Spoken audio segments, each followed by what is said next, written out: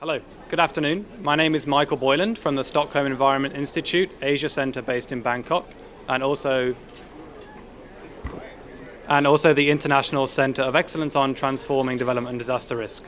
So thank you for being here and listening to me today.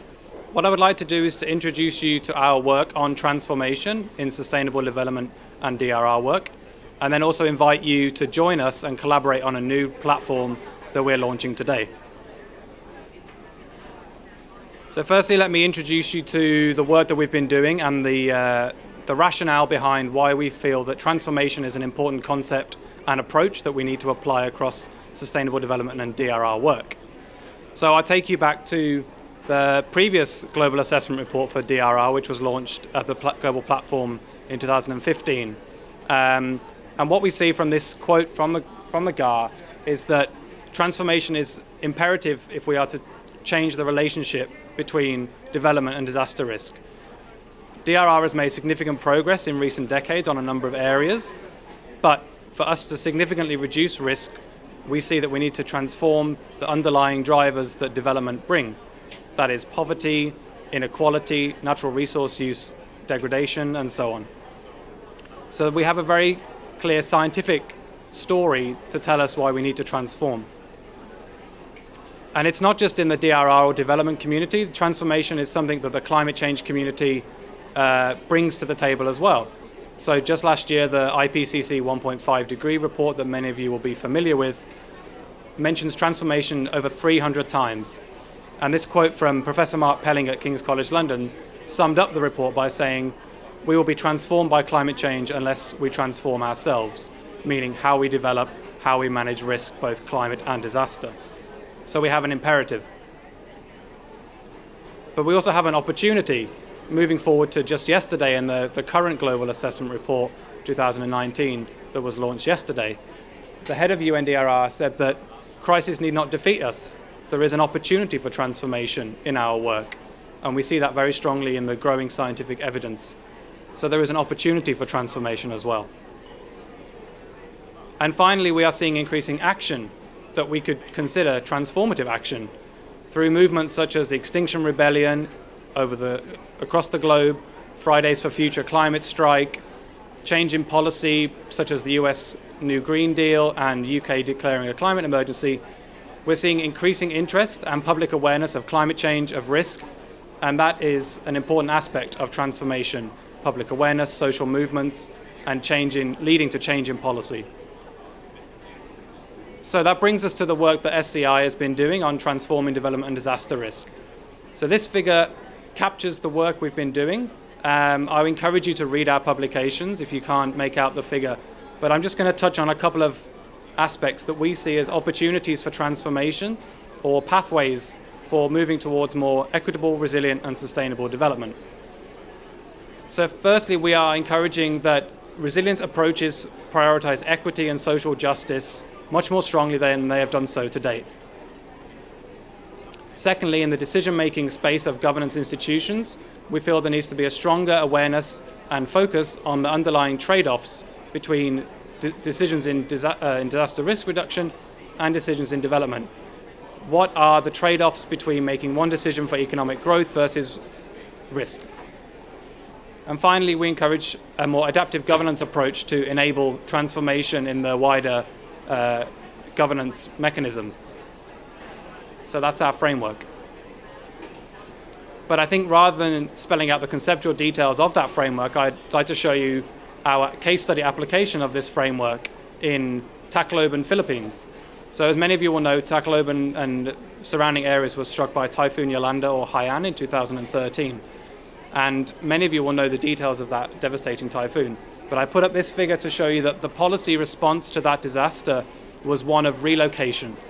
The policy was to relocate up to 40% of the city's population from downtown areas, which you see at the bottom of the map, to higher elevation levels. So the orange area is what was designated buildable areas, i.e. 5 meters or more above sea level.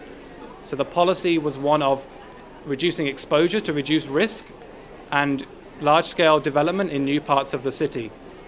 And the reality for many of the people that were relocated is one from a housing situation of informal settlements near the coast, many fisher folk and associated livelihoods, to more of a concrete structure in a new part of the city that was previously agricultural land, far from the port and the sea and access to fishing. So this is really a transformation of people's lives for the sake of reducing risk and exposure.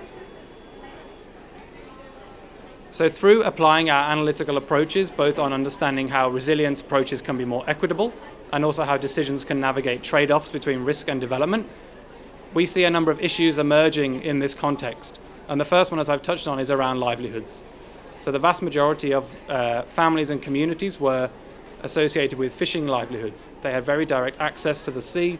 Many of them pursued subsistence livelihoods as well as small-scale enterprises.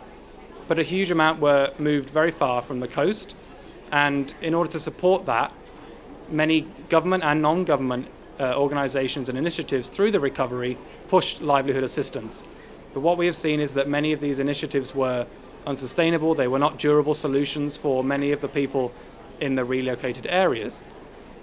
So just to touch on a couple of examples, projects such as home gardens were encouraged, and there's a particular focus in many of these initiatives on the women. Previous to this, many women were focused only on reproductive work, and NGOs and governments saw an opportunity to bring women into the economy by offering them small cash assistance, goods, training, skills, and so on in order to bring them into the economy. However, this creates a somewhat double burden for women who are still required and still expected socially to perform care duties and taking care of children in the household, but also contributing to household economy, where the men's economy, primarily from fishing, has come into jeopardy. And finally, in these areas, we see a reduced access to basic services. So many of these new relocation sites, they offer stronger, safer houses. That is certainly true. Many people, through our work, reported feeling safer and more secure from disasters because their exposure had been reduced. However, the issues of livelihood and access to basic services are still to be rectified, and consider this is coming up to 6 years after the disaster. So this picture shows that the city has to deliver drinking and usable water supply to these communities every day because there is no piped water supply to many communities. And I think what I would say on our work is that the framework that we've applied in this case through the lens of transformation has allowed us to uncover some new issues through understanding how resilience, which is often seen as a solution, maybe does not prioritize addressing social inequality, and also how decisions made for one purpose, let's say DRR, has some development and economic negatives. And we're hoping that our framework can move forward and be a policy and practice tool that can help navigate trade-offs and ensure resilience is more equitable. And finally, I'd like to introduce you to a new platform that we're launching, because what we see from transformation is that collaboration and participation and multi-stakeholder interactions are very important. And so we feel that researchers, policymakers, practitioners, and the private sector have to contribute to a transformation agenda for both sustainable development and disaster risk reduction. So we've launched the We Transform platform for all of the stakeholders engaged in development who feel that transformation is something they wish to work towards. We are looking for your insights in terms of your approaches, your examples, your case studies, to contribute to this platform and grow towards a community of practice around transformation that is not just research focused, but policy and practice as well. So I very much encourage you to check out wetransform.dev, check out the research we've been doing, and please contact us and join the conversation on transformation, because we feel it's necessary for both DRR and sustainable development. Thank you very much.